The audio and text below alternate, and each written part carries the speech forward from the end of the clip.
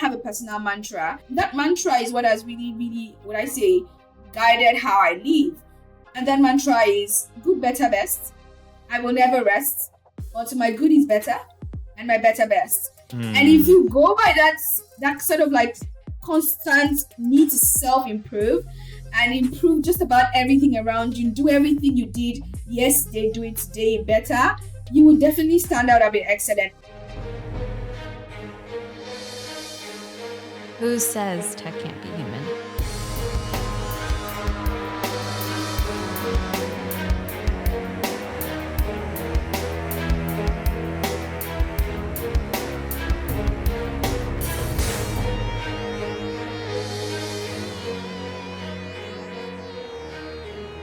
What is going on, Hacker Valley fam? Welcome back to the show. With me, I have a very, very, very special guest. My guest this episode is someone who is one of Africa's most celebrated cybersecurity practitioners. My guest is Confidence Staveley. Confidence is the founder of not one, but two companies, one being a foundation, the CyberSafe Foundation, helping people of color in more than 22 countries on the Africa continent, and also the founder of Merkel. Confidence, welcome to the podcast. Thank you so much, Ron. I feel the energy and I love it here. Yes, love it. You know, when I first saw you on LinkedIn, I was like, who is this? I got to meet this person.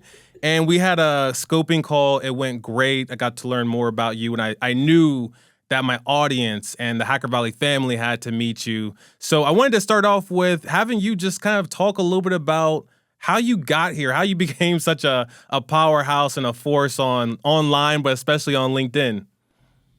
Thank you so much. So my journey is quite exciting and long, but I would say the time when, I started becoming quite a visible person on LinkedIn just really came from serving and really just answering the needs of, African people and connecting people to opportunities and just standing for something really around cybersecurity.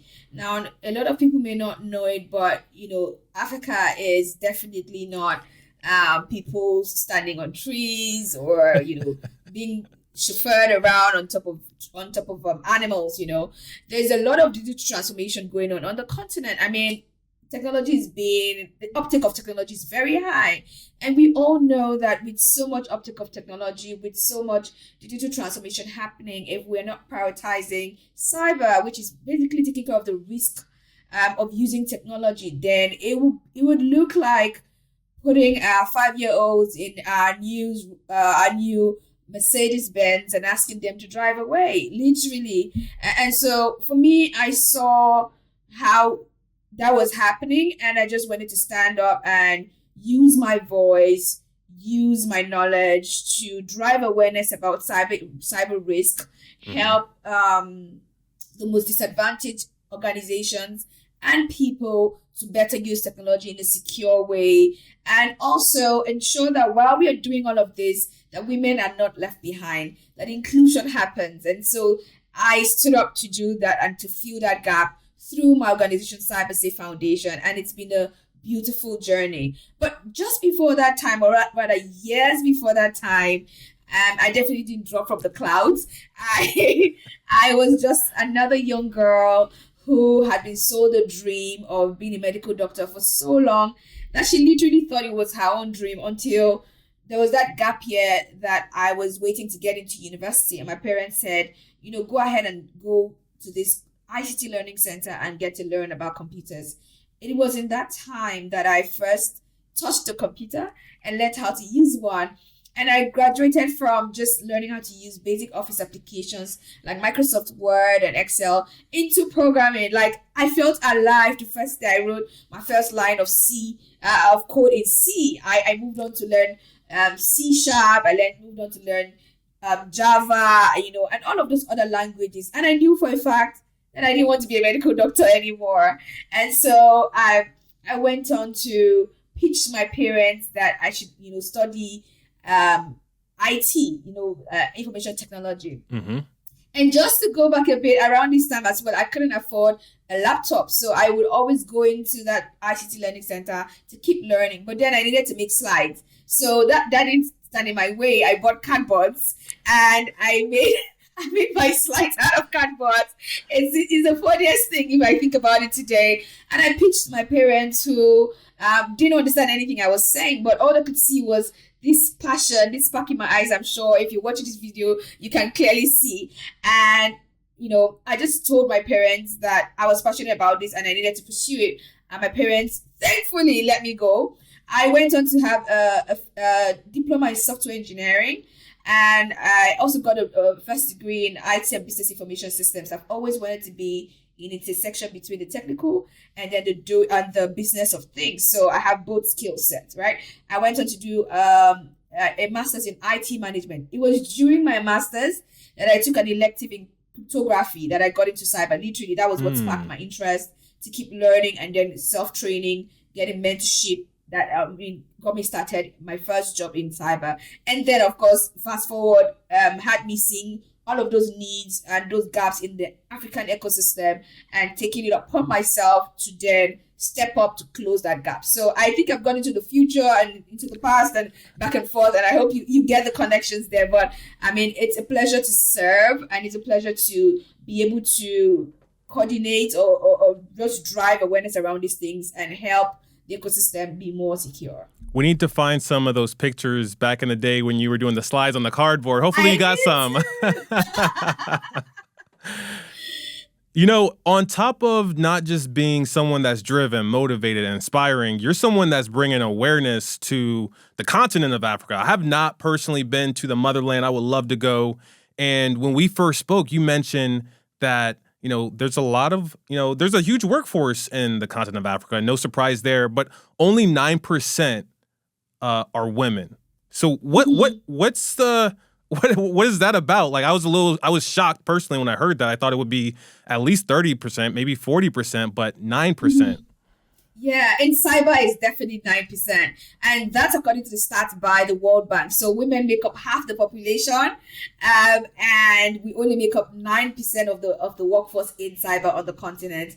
And I mean, Ron, it's very explicable why that's happening. There are many barriers stacked up against women, systemic barriers here. Some of them that it would take just looking through, especially when you're not hit by them, to actually see those barriers.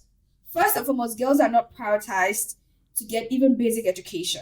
So the girls who, when push comes to shove, are passed off in terms of their education, and their brothers are educated. So imagine just not getting educated because you're a girl. And there are these norms around the fact that if you're an educated girl, is a waste because she'll get married, and she'll bear another person's name, and maybe she'll sit at home, not do anything. But that's not true in today's modern world, right? And so there is that bit, right? There's also the bit of the fact that even when women get this basic education, they're most times married off, like in, child marriage is something that's very common around here, right? It's still happening, and there are a lot of, sides to look at that from. But then that stands in the way. There's also access issues. So access to digital tools to even get digital education and to get started in their careers is also a big challenge. While people may argue that just about everyone finds it difficult to afford a computer. I mean, I just shared about the fact that I couldn't afford one earlier on, and I had to, for example, learn another thing. Like I had to learn how to make hats. So like the straw hats people wear to occasions, I had to learn how to make it to be able to afford my first laptop, right? So yes, those are issues that affect just about everyone.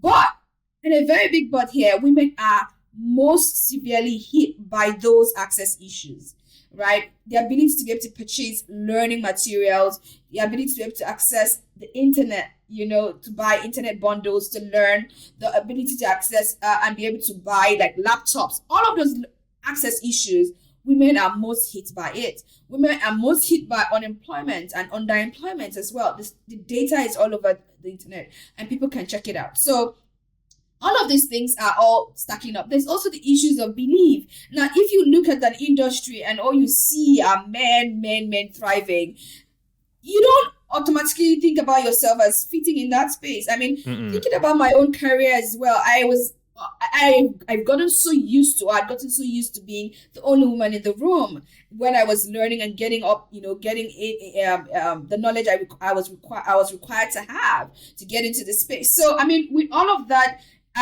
you would find that there are also things around microaggressions, people looking down on your skill set, people looking down on you and whether or not you have what it requires or the grit, that's required to get on the journey, people underestimating you. I mean, there's so many things. So if you don't for yourself know that you are the ish, like I like to say, and have that belief in yourself, like you could be the ish and still, be playing it small. And that is where women also really lacking. But the last key thing I want to mention is the power of representation. And I want to use something because this is not just an African problem, but I saw a statistic by PwC and they ran this study, and they had 1,000 students in the room, and they asked the students to name one famous female working in tech. Ron, only about 22% of those people could name one famous female working in tech. And I mean, it's quite an issue. And so what I did was I visited Nigeria recently and I went to a school and I asked them in that school, it was all girls in the room, hundreds of them, and I asked them to name one famous male working in tech. Oh my God, half of the room had their hands up. They were throwing up names. And just after that, I asked them to name one famous female working in tech. You would mistake the place for a cemetery. Like, it was quiet. It was quiet. I only had one girl raise her hand, to mention a woman that was not me, because everyone else just went. Yeah, I would be looking at you like, oh, confidence. And I was like, no, I'm not going to be a valid answer to discussion. I'm standing right in front of you right now, right? And so they mentioned just one name. And for me, that was really telling of what the issues are. If we can't see someone doing these things, it's very unlikely that we can aspire to be that person. So right. I will summarize this by saying that we have belief issues, we have access issues, and we have representation issues. And of course, the other issues around even basic education. I generally put that into an acronym I call BAR. So the bar for women to cross is that very high, stacked up against them. You know what really stands out to me about that is every time I get a new job, my parents, they freak out. They get very concerned because they see, oh, Ron, wow, you got a college degree, perfect, one of the first in our family. Oh, you got a job that pays great money, perfect, great, first in our family. And they look at that and they say, don't rock the boat, don't do anything out of the ordinary, stay right there. And what you're saying is like you're empowering people to level up. Yes, you have that first act. That first act might be noble. Maybe it's an opportunity, a certification, a job in cyber. But that doesn't mean that's the only place that you can go. Tell me, Ron. I mean, we share the same thing. I'm a first generation graduate of my family. Like, we've never had a graduate in my lineage. I'm the first person, right? I'm also the first to even have, like, if I talk about just a basic degree, how much money an MSc. So, I mean, those are the things there. But this is why it's also very important to invest in women. We create a ripple effect. Ron, without self-saluting self-salutation or whatever, I know for a fact that the work I'm able to do has made it possible for hundreds of women, thousands of women, I'm basically playing it down, thousands of women to have access to the skills required to earn way more. I mean, I could go on and tell you so many stories that girls who have come through our program and increased their income by over 450%. I mean, there's a girl who was waiting tables in a pizza restaurant in South Africa that has gotten a job just 2 months after getting on our program. She got a job in the SOC team of a company listed on the stock exchange, and which the Johannesburg Stock Exchange is the largest stock exchange in Africa. And because of that one job, she's able to care for her family. She's able to get a better living for herself. I mean, just think about the fact that this person can also inspire other people in her community. She's currently serving in her ISC2 community in her country. She's inspiring a lot of other women to go on for a career in cybersecurity. So, I mean, the ripple effect is very, very clear. That is just talking about from just me. Imagine other women that are doing just about what I'm doing as well. So, I mean, it's very important that we also really double down on the fact that, yes, we are first generation of a lot of things. Our families need to get starting to get used to certain things. But then because other people can see us, they can be us and better. Mm-hmm. I love that. And I'm glad that you brought up your foundation because I wanted to touch on that, but also your company, Merkel Fence. You know, I would imagine that not only the first to graduate college in your family, probably first business owner, let alone tech business owner, maybe one of the first ones in Nigeria in the cybersecurity space. Tell me a little bit about the organization, CyberSafe. You know, what are you aiming to do? What has been some of the stories that have been experienced along the way? I mean, it's very exciting, the work we're doing. And I wake up every day just energized by the sheer size of the problems that we're trying to solve.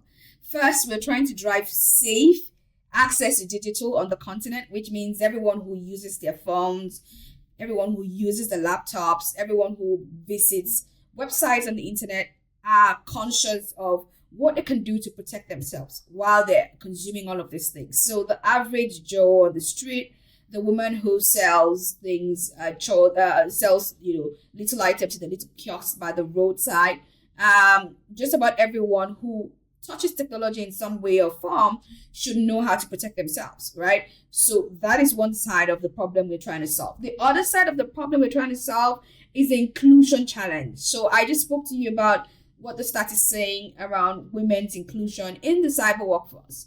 When we are leaving behind half of our population, we're leaving behind half of the chances we have to secure digital. We are leaving behind half the chances or the creativity required and the workforce, the skills required to ensure that our innovation is done securely. And so those two big problems are what we're trying to solve. We're doing that majorly through capacity building, and capacity building both on the core skills to get into the industry, and capacity building also in the safe and responsible use of digital.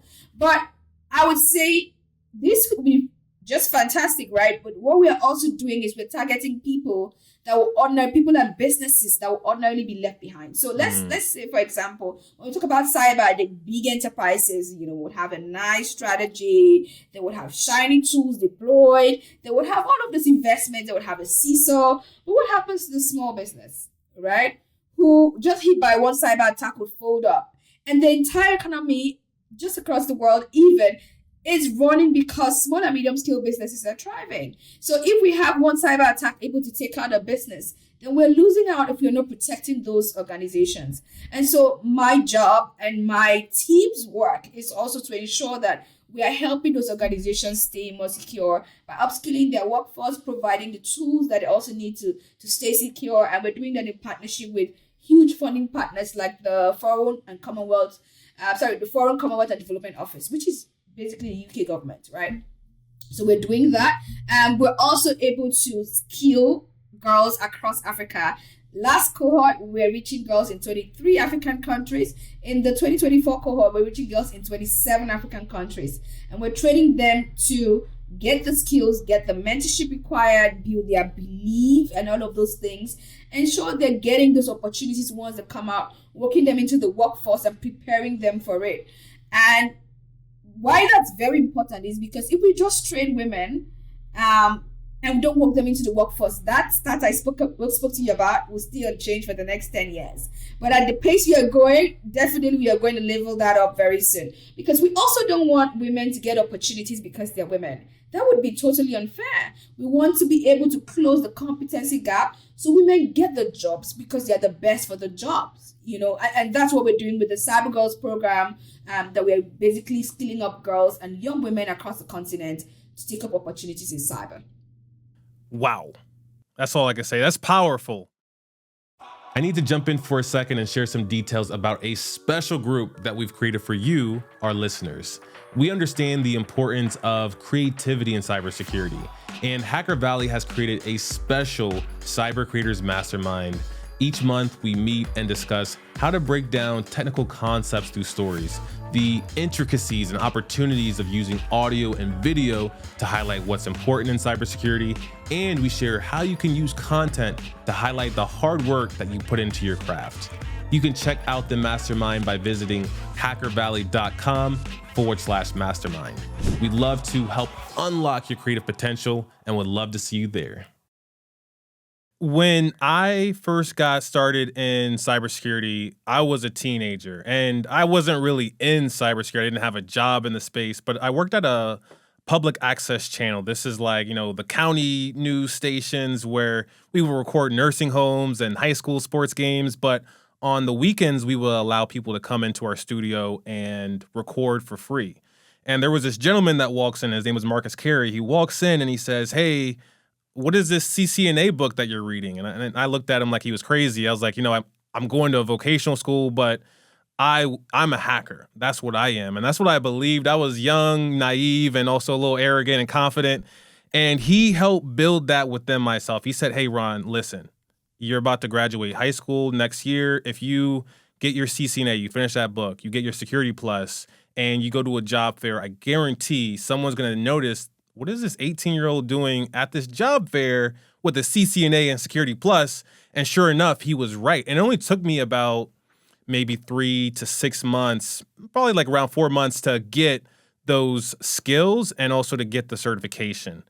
And that 4 months changed my life. I did what any person would do. I told all my friends, I said, "Hey, you gotta get the certification. You gotta, take this class. It's an online training. I could, share my login credentials. Don't tell nobody I did that, but,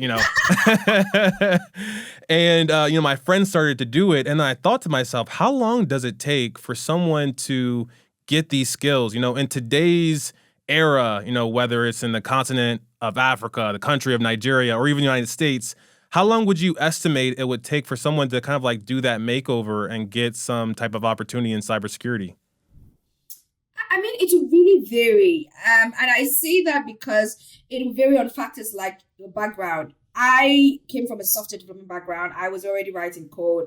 I already understood a lot about how computers work. I knew how, what happens when I'm speaking to you and I'm here in another state and you are somewhere else. What happens for that interaction to happen? So I sort of had the background. So pivoting from general tech as we knew it into cyber was more fluid for me, right? So I could easily understand, or rather, I didn't struggle as much as if I came from another background to understand cryptography, for example, right? So that background, would I say, was something that helped me. Now, if you come from, say, a totally different background, you would have transferable skills that, of course, are needed in cyber and generally sets you apart and you can leverage in cyber. Right. Then there are certain technical concepts that may take you longer.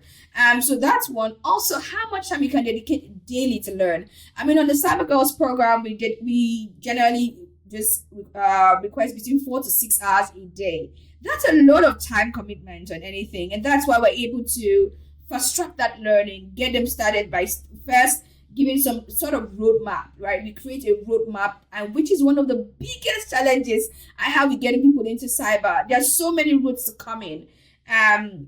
There's so much of information online, right? There are not enough clearly laid out roadmaps. So that's something we offer our girls as well, that roadmap. We stack on the courses in a way that there's a gradual process and ease into different concepts, right? So that is something that is also key. So if you have that roadmap, for example, it helps you fast track your progress.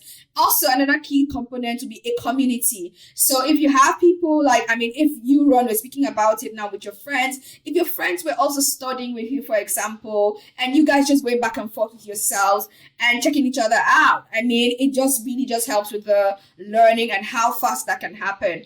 Also, another key thing that could also be a factor is ability to practice. Right? Mm-hmm. If you're able to get your hands dirty doing something, even if it's not the really technical side of cyber, if it's, they say, the governance, risk and compliance part, you get your hands dirty, implementing policies or creating policies and things like that, it helps you learn faster. So I would definitely say it really just ranges. Some people go 6 months, some people it's 1 year, some people it's 1.5, to get it. But I would definitely say if you are very driven, you can commit long hours to learning this. You have a roadmap of key tools and certifications to get under your belt. you have a good grasp of soft skills as well. I call them human skills. I think that is something that just sets you up for success. But again, one person's journey can be entirely different from yours because of all of these factors and some that I don't readily remember right now to mention. But the journey is yours to own. Mm-hmm. And I say that very consciously because you need to have it as a personal journey and put in the commitment required. Like you just mentioned, Ron, that you put in that commitment to just aggressively go towards your goals. And, some people have it way shorter time and some people have it longer. I would just say own your journey. You got to. And sometimes we can get in this hustler mentality, especially if you don't see that clear path. Like you talked about, seeing is believing, having that example is a lot easier to get into the space. When me and my friends were doing it, we were always taking the back door in. So like we would take jobs that would allow us to get closer to network engineering. We would take jobs that some of my friends were security escorts. They would sit on a bus and they had a security clearance. So they had to like go through a polygraph and say that they were, an honest, trustworthy citizen of the United States. And then they would get their security clearance and they would sit on a bus and just like make sure that no one unauthorized got on the bus. And then, after you do that for 6 months, you can work for a government contractor. So a lot of my friends did that. We took the long and kind of crazy paths. And one thing we didn't know is just a good old-fashioned outreach, saying, hello, my name is Ron. I want to work in cybersecurity. And one thing I like about your foundation is, you're helping people create their own path, whether it's taking the front door or creating their own windy road, but you're also getting the investment and the capital from organizations. So what has been the impact on that? Like how much money have you all raised and how do you distribute that to women and people that are trying to make a difference in the space? Thank you so much, Ron. We've been blessed to be an organization that can be trusted because, of course, we have that history of doing great work. Yep. And big shout out to my team because a lot of people see me, but it's a whole village right behind me, just really supporting me, and I'm very grateful to them. We've so far raised over $1 million, and that's just monies that get to come in. If I was to count other favors, like discounts from big organizations, that are training partners for us, it's going to be definitely way more than the amount that I've just mentioned. But we've been very fortunate to be frequently funded by the UK government for some of our programs, especially those ones that we've been able to, help SMEs, stay more secure and generally get more women into tech before we talk about cyber. And that's very important to know because when I mentioned something around digital education in the very first place, you can't teach someone an advanced digital skill if they don't know how to turn on a computer. Right. So it's the truth, right?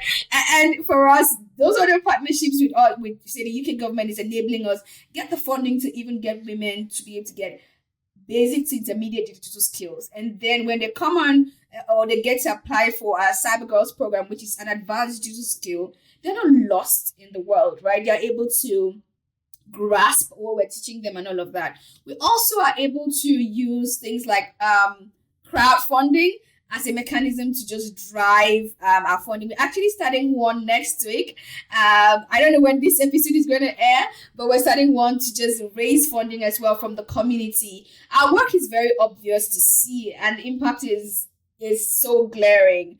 We just need the funding to be able to continue to drive it. We've been able to, with that funding, for example, set up a structure that enables us to support women. So when we get that funding, we are able to not distribute the monies per se, but we're able to give them what they need. So, of course, they get access to the learning tools that I mentioned is a barrier. We're also able to support them with other things that they have access issues to. So computers, for example, internet bundles, so they're able to access the internet and learn virtually.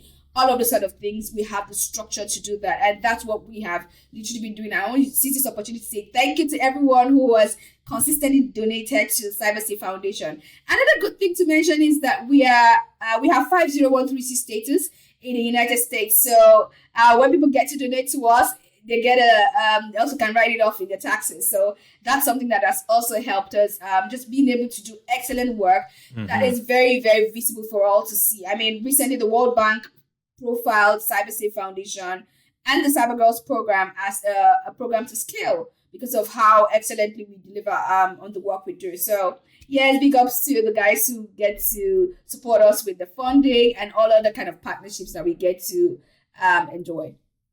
Yes. Anyone that's listening that works at, an organization that definitely wants to do a difference, you got to reach out to Confidence. You got to check out CyberSafe and, your even some of the other organizations I would imagine that you partner with, whether it's your organization or someone else, there's a lot of good to give. And when we first met, you opened up my mind to something. You mentioned building your company, Merkel Fence, and doing security operations. And up until then, I really thought like, all right, your SOC is going to be in the United States, it's going to be in India, and maybe Tel Aviv. But you're opening it up and saying, why is it not in Africa? So what's been kind of the highlights and the journey building a SOC in Africa and servicing countries, let alone, Nigeria and other countries in Africa? I mean, it's been exciting because just like you said, Ron, we don't think about countries in Africa for these sort of things. We think outsourcing and we think, Asia, which is great, right? But I want to just be able to call the attention to the fact that there is a booming young population in Africa. Africa is the youngest population, or rather has the youngest population in the world. It's the youngest continent, right? With that energy and the vigor and the drive for tech skills, trust me, they are just exceptional, skilled people on the African continent. For example, an African country was the second, I think by GitHub, recent survey by GitHub, the fastest growing population of software developers is from Nigeria, for example, right? And it's just followed by Bangladesh. So the growth year on year has just been huge. There's a burst of talent people are not aware of on the African continent that I really just want to be able to provide that to the rest of the world. So we're able to serve the rest of the world from our continent, and we're able to show those skills and just make it easier for us to all innovate and do the different things we do in a more secure way. And that's literally what the vision behind Merkel Fence is, to be able to connect businesses across the world with, world-class facility, world-class talent to be able to deliver services like application security and SOC from the African continent in a way that is definitely protective of your budget and is the way that it, can definitely serve you at your budget point. So if you're thinking of where else to have your SOC, or you're having a distributed, SOC strategy, you should definitely also be thinking Africa. All of the facilities you need are there. We have definitely very steady access to power. Internet fiber is really rolling in and doing very great. All of the things that you would normally think are barriers are things are now sorted on the African continent. I invite you to work with us. Hey, you got to check it out at least. Yeah. So there's a lot of people that listen to the show that, want to be more, I would say more like you. They want to step into themselves. They want to even call themselves Confidence, like your name, such a great name. For anyone that's out there listening that, wants to stand out a bit more in cyber, maybe they want to start their own foundation and help support their own community. What would be your one piece of advice for them to get started? I think my one piece of advice would be find a real problem. And I say that with all sense of humility because, if you find a real problem, and what I mean by real would be that it's a pain for people locally, is also a pain possibly for people globally. Now, once you find that pain point and find the fact and find, would I say the answer or your specific skills or your specific background, being able to solve them, go all in. And when I mean go all in, I'm not saying do the big splash, right? You can start really small and then grow from there. I mean, today we are training 500 girls across 27 African countries in our new cohort, right? But we didn't start there. We started in one country and a few girls here and there that we started training. So you can start really small. Once you found that problem, begin to go at it, especially when you have either the network or the skills required. And while you're at it, don't stop improving yourself. Because I have a personal mantra, and I'd like to share that as well. That mantra is what has really, really, what I say, guided how I live. And that mantra is good, better, best. I will never rest until my good is better and my better best. And if you go by that sort of like constant need to self-improve and improve just about everything around you, do everything you did yesterday, do it today better, you will definitely stand out a bit excellent. And that is literally how I look at it. Go for something that you're really solving a pain point and a problem, and do it excellently, because you're constantly looking for ways to do that one thing better. Everyone deserves it. Everybody should go for it. I love everything that you're doing, everything that you said on the podcast. It's motivated me. I'm going to go out and do my best as well. I really appreciate you jumping on the mics with me, Confidence, and sharing a little bit about yourself, your foundation, and also the continent of Africa. For anyone that wants to stay up to date with Confidence, be sure to check out the show notes or description wherever you're listening or watching. And with that, we will see everyone next time.